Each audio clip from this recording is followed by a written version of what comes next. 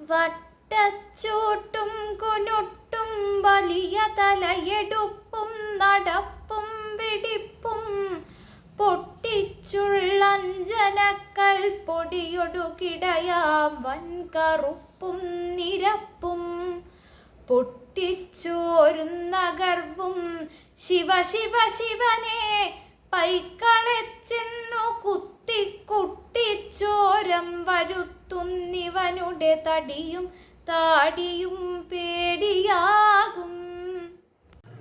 വെൺമണി മഹൻ്റെ കാമതിലകം ബാണം എന്ന കൃതിയിൽ നിന്നാണ് ഈ ശ്ലോകം എടുത്തിട്ടുള്ളത്. ബാണം ദശരൂപകങ്ങളിൽ ഒന്നാണ്.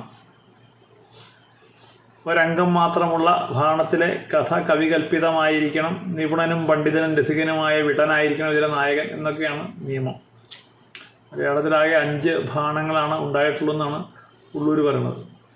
അത് സോമതിലകം ബാണം കൊച്ചുണ്ണി തമ്പുരാൻ്റെ, കാമതിലകം ബാണം ഇദ്ദേഹത്തിൻ്റെ. ഈ കാമതിലകം ബാണത്തിൽ ഒരു രാജാവ് എഴുന്നള്ളുന്ന സമയത്ത് വഴിയിൽ കാണുന്ന കാഴ്ചകൾ, അതിൽ ഒന്നാണ് ഒരു മതമത്തനായ ഒരു കാള വരുന്നതായിട്ട്. ആ കാളയെ വർണ്ണിച്ചിട്ടുള്ളതാണ് ഈ ശ്ലോകം. വട്ടച്ചൂട്ടും കുനുട്ടും വലിയ തലയെടുപ്പും നടപ്പും വെട്ടുപ്പും പൊട്ടിച്ചുള്ള അഞ്ജനക്കൽ പൊട്ടിയിട്ടു കിട്ടയാം വൻകറുപ്പും നിരപ്പും പൊട്ടിച്ചോരുന്ന ഗർവും ശിവ ശിവ ശിവനെ വൈക്കളച്ചെന്നു കുത്തിക്കുട്ടിച്ചോരം വരുത്തും നിവനുട തടിയും താടിയും പേടിയാകും.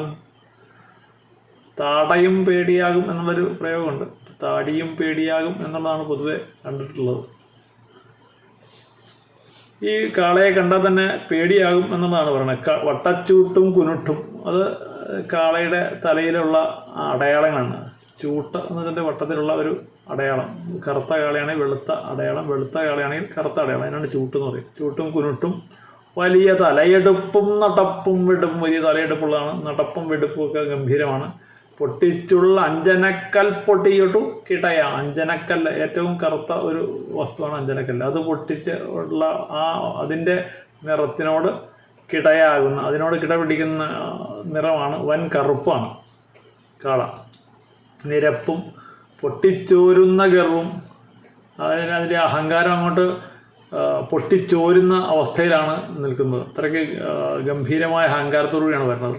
ശിവ ശിവ ശിവനെ പൈക്കളച്ചെന്നു കുത്തിക്കുട്ടിച്ചോരം വരുത്തുന്നിവനുടെ തടിയും താടിയും പേടിയാകും എന്നാണ് ശ്ലോകത്തിൻ്റെ ഏകദേശ അർത്ഥം. വളരെ സിമ്പിളായിട്ടുള്ള ശ്ലോകമാണ്.